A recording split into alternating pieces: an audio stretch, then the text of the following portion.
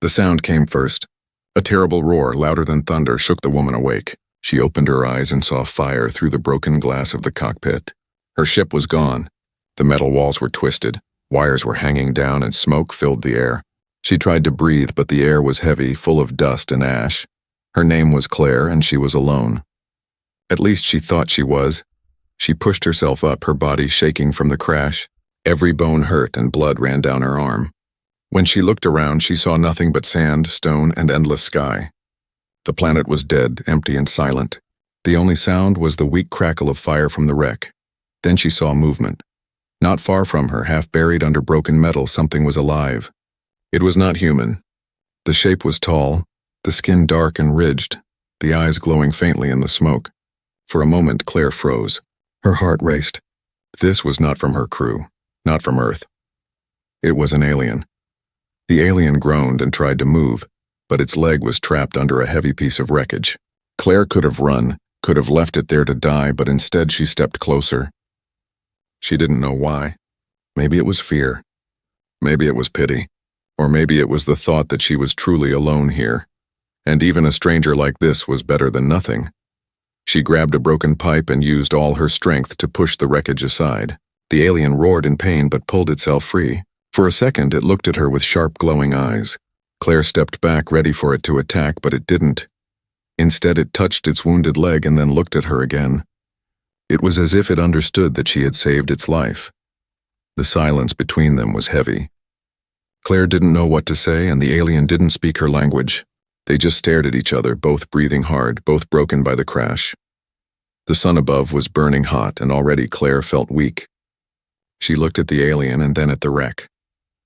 Pieces of metal, food packs, and maybe water were scattered around. If she wanted to live, she had to move fast. She pointed to the wreckage and then to herself, trying to show her plan. The alien followed her hand with its eyes and gave a slow nod. For hours, they worked together without speaking. Claire dragged boxes and searched for supplies while the alien used its strong arms to lift heavy metal beams. Neither trusted the other, but they moved side by side. At last, they found a few food packs and a half-broken water filter. It was not much, but it meant hope. Night fell quickly. The planet grew cold, much colder than Claire expected. The wreck fire had died out, leaving them in the dark. She sat near the wreck, wrapping her arms around her knees, shivering from the freezing wind. The alien sat not far away, its glowing eyes watching the horizon. Then Claire heard it, a sound from the distance. A low growl, followed by another. She turned, her breath catching in her throat. Shapes were moving in the dark, shadows crawling closer. Predators. Her body froze with fear. She had no weapon, no place to run. The alien stood up slowly, its back straight, its chest wide. It let out a deep growl of its own, a warning sound that shook the air. The predators stopped for a moment, their glowing eyes blinking in the night. Claire's heart hammered. She thought the beast would attack, but then, after a long silence, the shadow slipped away into the dark. Only the wind remained. She let out a shaking breath. Her body trembled, but she was alive. She looked at the alien again. He was still standing tall, still guarding her as if protecting her from danger. In that moment, she realized something. She might not survive this planet alone. But with him, this strange, wounded creature, maybe she had a chance.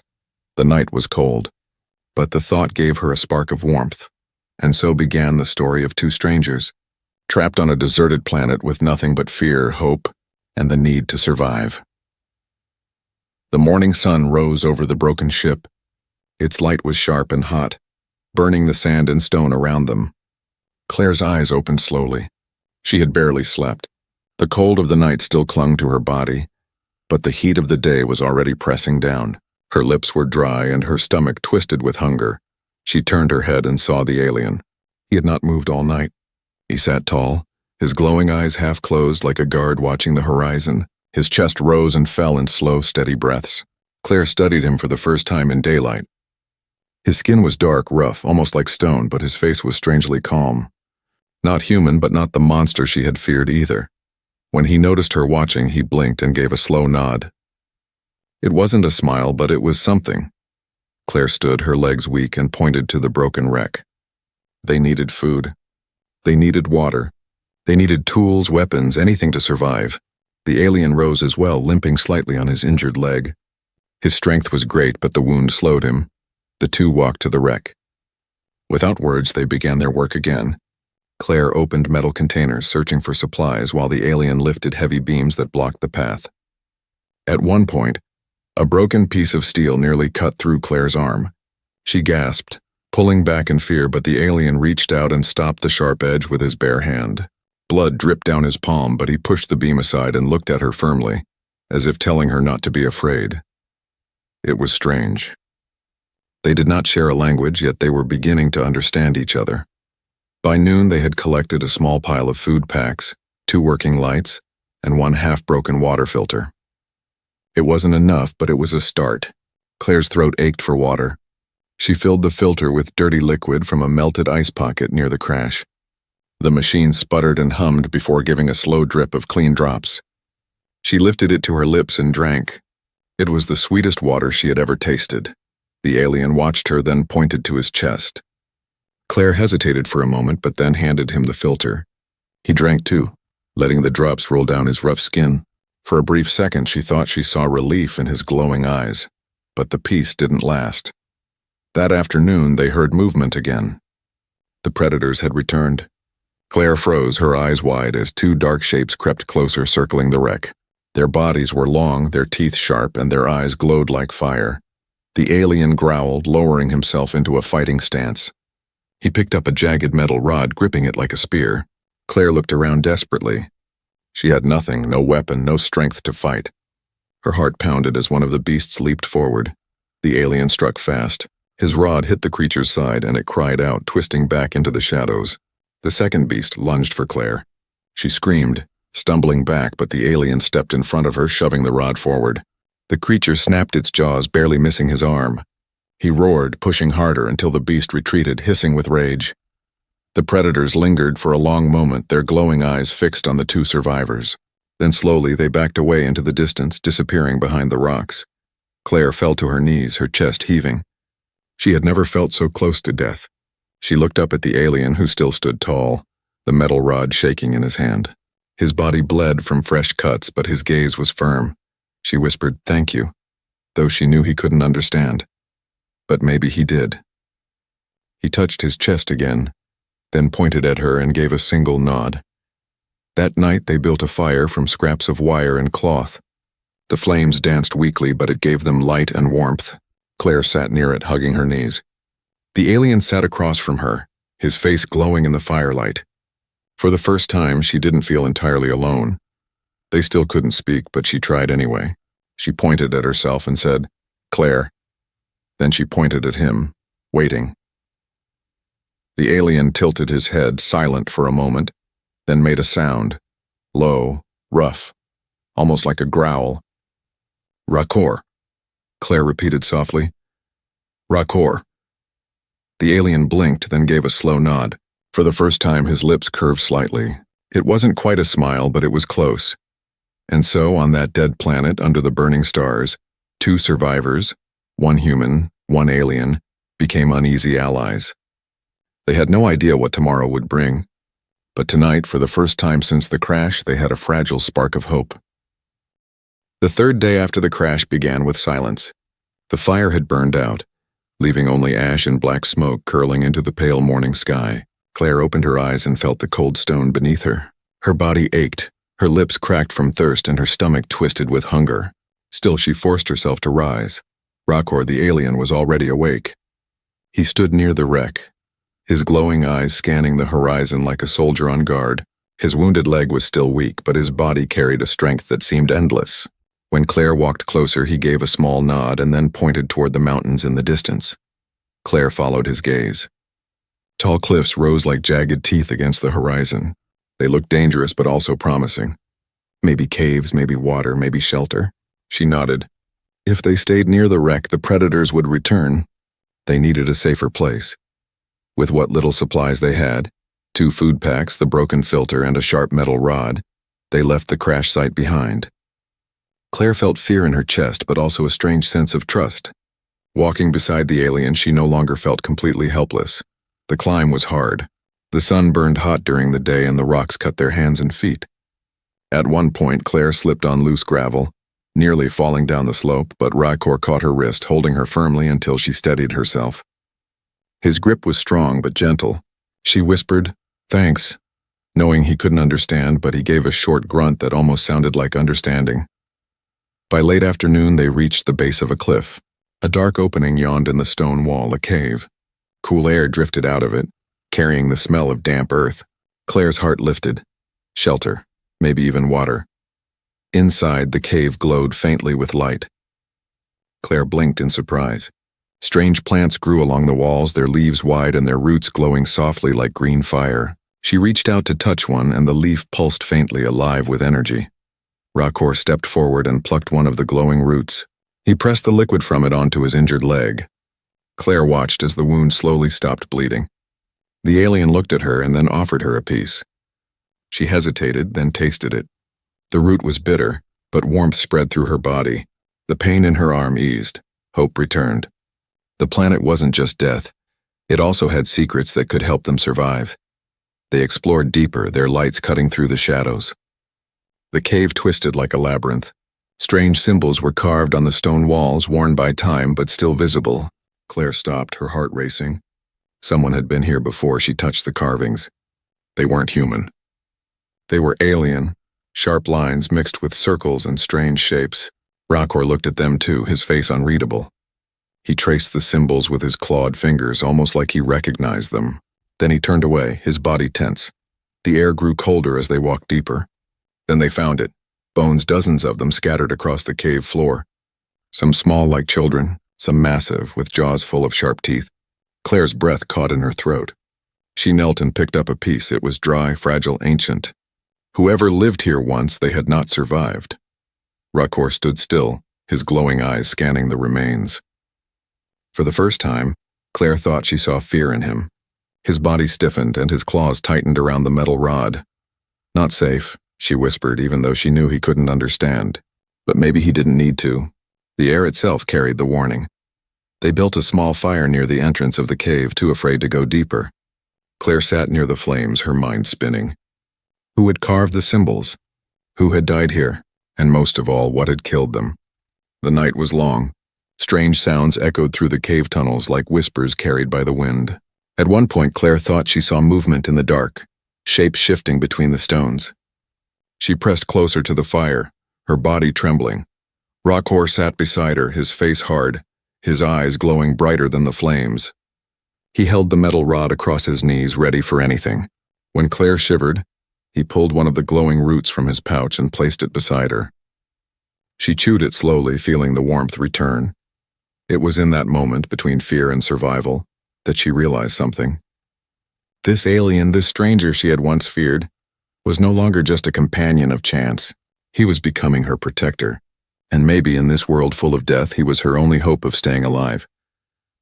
As the fire crackled weakly, Claire's eyes closed. Her last thought before sleep was not of the crash, nor of the predators waiting outside. It was of the alien sitting beside her in the dark, silent, watchful, and unshakable. And deep inside the cave, in the silence beyond the fire's glow, something else moved. Something that had lived here long before them, and was not ready to let strangers take its home. The wind came first. A low whistle that grew louder with each hour, echoing through the cave like a warning.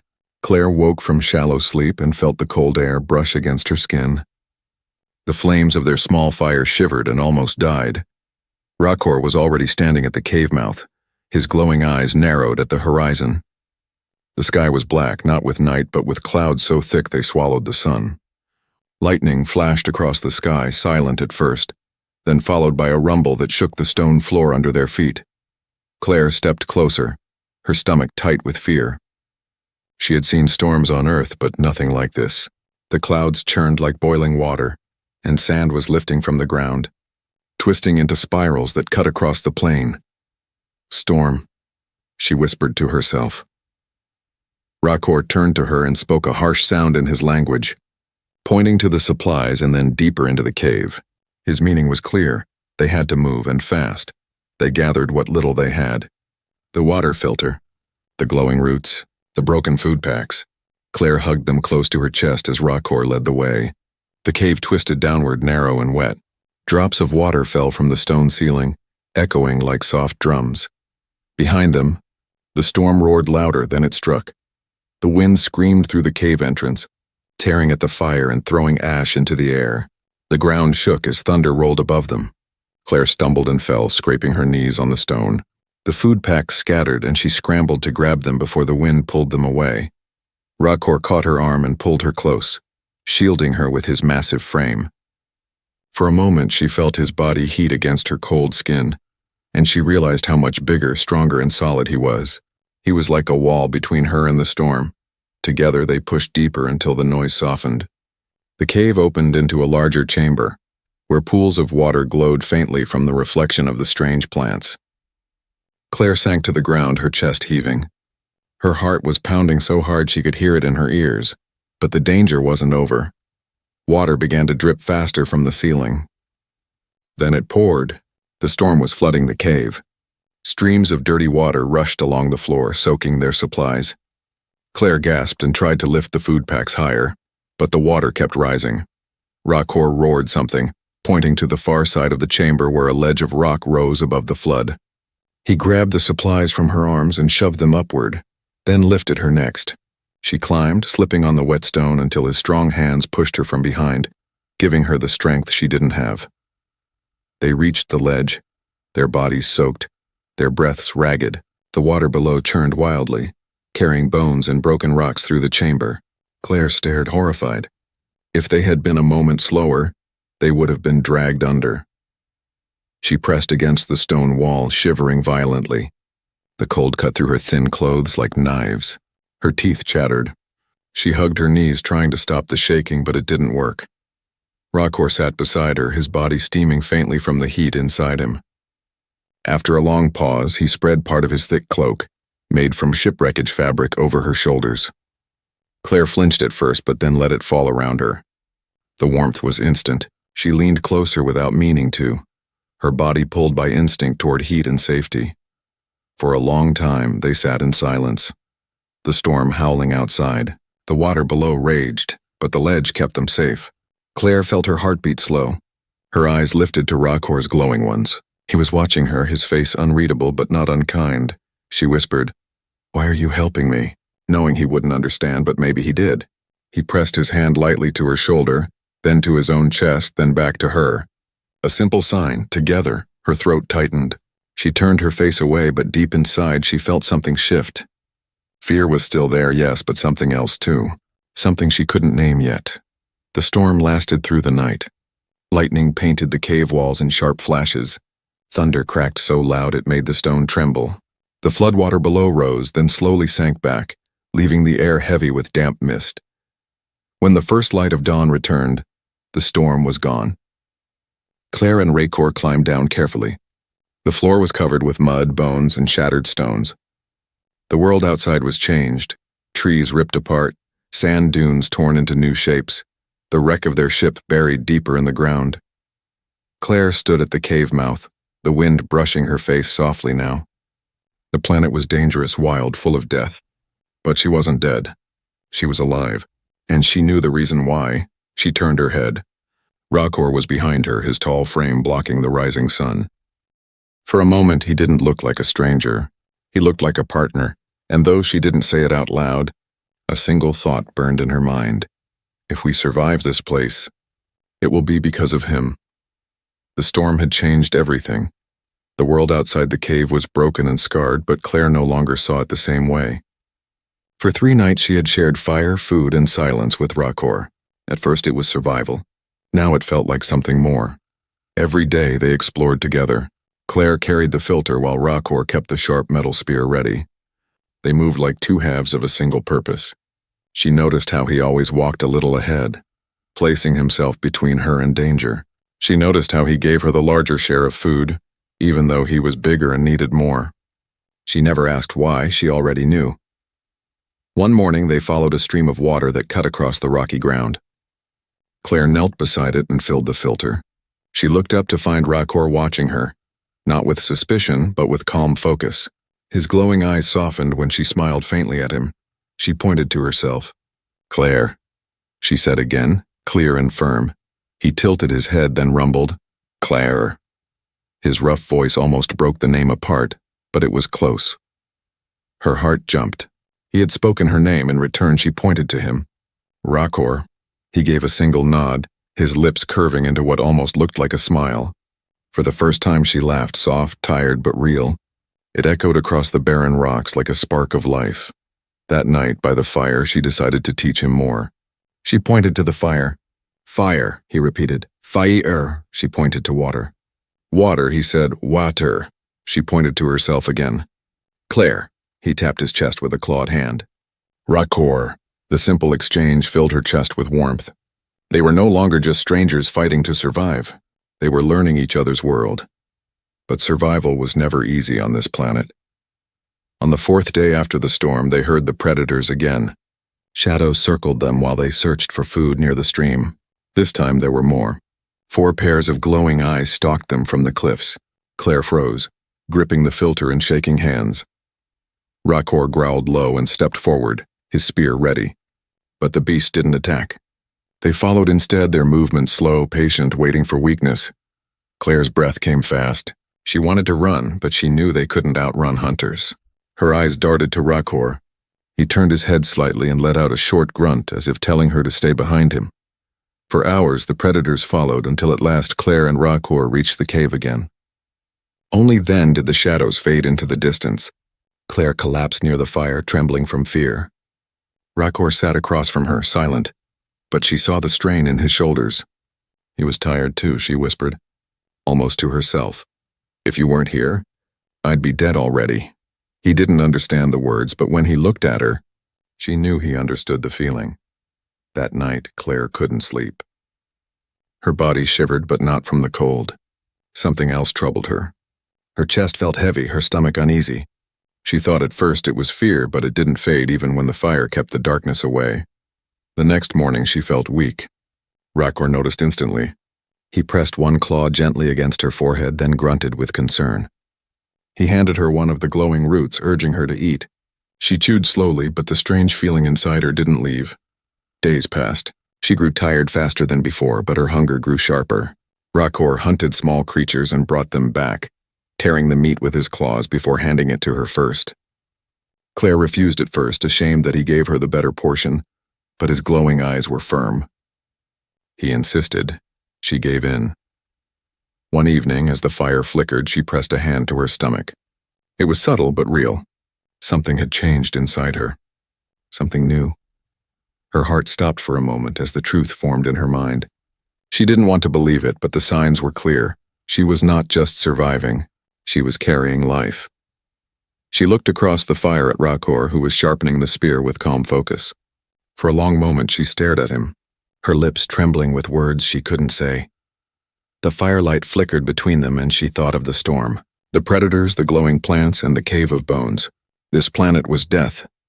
But somehow, against all odds, life had begun inside her, and she didn't know whether to be afraid or grateful. Claire sat near the fire, her hand resting lightly on her stomach. The crackle of the flames filled the silence, but her thoughts were louder than the storm that once shook the planet. She knew the truth now. She was carrying life. At first she had denied it. Maybe it was hunger. Maybe it was sickness. Maybe her mind was tricking her. But day after day the signs grew stronger. Her body felt heavier, her hunger sharper, her energy slipping faster than before. There was no escaping it. A new life was growing inside her. Fear washed over her. She was stranded on a dead planet far from Earth with no doctor, no medicine, no safety. How could she bring a child into this place? She wanted to cry, but no tears came. Across the fire, Rakor watched her. His glowing eyes studied every movement, every tremble of her hands. He didn't speak her language, but he knew something had changed. When she pressed her hand to her stomach, his gaze followed, and he tilted his head as if understanding. One evening, she finally pointed at her belly and whispered, "Life." Rakor didn't understand the word, but he understood the meaning. His eyes softened. Slowly, carefully, he reached out and placed one clawed hand over her stomach. His touch was gentle, almost reverent. His rough face relaxed, and for the first time since the crash, he made a sound that was not a growl or a roar. It was soft, low, like a purr of pride. Claire's throat tightened. For days she had carried the weight of fear alone, Now for the first time she felt she wasn't carrying it by herself. But fear returned quickly. The predators had not given up. Their glowing eyes sometimes appeared at the cave mouth, watching, waiting. And now Claire was weaker, slower. She knew she could not outrun them if they attacked again. Rakor fought them off before, but how long could he protect them both? One night she woke to the sound of claws scraping stone. Her heart leaped. Shadows moved near the firelight. She gasped, clutching her belly, frozen with terror. Rakor was already on his feet, spear in hand, his body blocking the entrance. He roared so loud the cave walls shook. The predators hissed and retreated, but Claire knew it was only for now. They would be back. The next morning, she sat with Rakor at the cave mouth, staring at the ruined world outside. The sky was gray, the sand dunes twisted by storms and broken bones scattered across the ground. She whispered, "This is no place for a child." Rakor couldn't understand the words, but he turned to her and touched his chest. Then hers, then her stomach. A simple sign, together. Something deep in Claire shifted. She realized that even in this world of death, there was also strength. Life had begun inside her, not by choice, but by fate. And maybe fate wanted her to fight harder than ever before. Days turned into weeks. Rakor built stronger walls at the cave mouth using stone and metal from the wreck. Claire helped as much as her body allowed. When she grew tired, he let her rest and worked twice as hard. When she grew hungry, he hunted small creatures and brought her food first. When she shivered, he wrapped her in the cloak. The bond between them grew stronger. They no longer needed words. A look, a nod, a gesture, enough to understand each other, but the planet didn't forgive easily.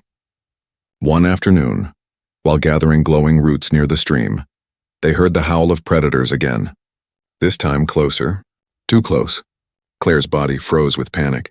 She pressed her hands to her stomach, every instinct screaming to run, but her legs were weak. Rakor moved fast, grabbing her arm and pulling her behind him. His spear gleamed in the pale light as shadows circled them. The predators snarled, testing their strength. For a long, tense moment, no one moved. Then with a roar, Rakor attacked first. His spear struck one beast across the face, sending it tumbling into the stream. Another lunged at Claire, but she dropped to the ground, covering her stomach, while Rakor slammed his shoulder into the creature, knocking it away. The fight was brutal. The alien bled, his growls echoing through the valley, but he never stepped back. He fought like he wasn't only defending himself, but defending her and the life inside her. At last, the predators fled, their snarls fading into the distance. Rakor collapsed to one knee, his chest heaving, blood dripping from his arm. Claire rushed to him, tears stinging her eyes. She pressed her hands against his wounds, whispering, "Don't you dare leave me. Don't you dare." He looked at her, his glowing eyes dim but steady. With the last of his strength, he touched her stomach once more, then his own chest. A promise. Claire realized then that they were bound together by something far greater than survival. They were no longer just a woman and an alien stranded on a dead world. They were a family, and from that moment she swore she would protect this new life no matter the cost. The days after the last attack were heavy with silence. Claire stayed close to the fire, her hands often resting on her stomach. The new life inside her was stronger now. She could feel it. Sometimes at night she swore she felt movement, a tiny push from within. It gave her both hope and fear. Rakor's wounds had healed slowly with the glowing roots, but scars marked his skin. He moved slower now, his body tired from endless fights, yet his eyes never lost their fire. Every time predators howled in the distance, he stood ready, spear in hand. Claire knew they couldn't go on like this forever. The predators were growing bolder. The cave was no longer enough. If they stayed, they would die. She sat beside the fire one night and whispered into the flames, "We need a choice, stay and die, or fight for a future." The next morning, Rakor made the decision for them. He led her to the highest ridge above the valley. From there, the whole world stretched out below, ruined plains, twisted trees, rivers of stone. And at the far horizon, faint against the gray sky, smoke rose. Claire's heart leaped. Smoke meant fire. Fire meant life. Maybe others had survived. Maybe hope still burned out there. But between them and the smoke lay the hunting grounds of the predators. She could see their shapes moving, dozens of them, shadows sliding across the land. Her throat tightened. To reach that distant hope, they would have to face death. That night, Claire couldn't sleep. She sat by the fire, staring at the sparks rising into the darkness. She thought of Earth, of her old life, of everything she had lost. Then she touched her stomach. She wasn't alone anymore. She couldn't give up. When dawn came, she looked at Rakor and nodded. "We go." He didn't need to understand the words. He saw the fire in her eyes and gave a firm nod of his own. They prepared for battle. Rakor sharpened his spear until it gleamed. Claire tied pieces of metal into a makeshift blade and carried the filter in a pouch. She was weak, slower than before, but she would not stand helpless. Not today. As the sun climbed, the predators came. Dozens of them poured from the cliffs and dunes, their glowing eyes burning with hunger. They snarled and circled, cutting off every path. Claire's body froze with terror, but Rakor stepped forward, his roar echoing across the valley like thunder. The fight began. Rakor struck first, his spear piercing one beast through the chest. Claire swung her metal blade wildly at another that lunged too close, the sharp edge cutting across its snout. It screamed and fell back. For a heartbeat, she felt strong, but more came. Claws slashed across Rakor's side, blood spraying. He roared in pain but fought harder, his body a wall between Claire and the horde. Claire pressed against the cave wall, clutching her stomach, forcing herself to stay on her feet. She could not fall. Not now. One predator leaped toward her, jaws wide. She raised her blade but knew it was too late. Before it reached her, Rakor crashed into it, driving his spear through its chest. He pushed it away and turned back, blood dripping from his wounds. Their eyes met in that moment. No words, no language, just a bond unbreakable. Then the largest predator appeared. It was twice the size of the others, its body covered in scars, its eyes burning red. The leader. It stalked forward, each step shaking the ground. The other beasts fell back, letting it face them alone. Claire's breath caught. Rakor gripped his spear tighter, but his body shook from blood loss. He couldn't fight much longer. She looked at him, then at the monster, and made her choice. Together, she whispered. With trembling hands, she lit the last of their fire sticks and threw it into the pile of broken roots behind the predator. The plants burst into flames, glowing bright green, smoke filling the air. The great beast roared, confused, its glowing eyes turning toward the fire. Rakor seized the moment. With a roar that shook the sky, he charged, driving his spear deep into the monster's chest.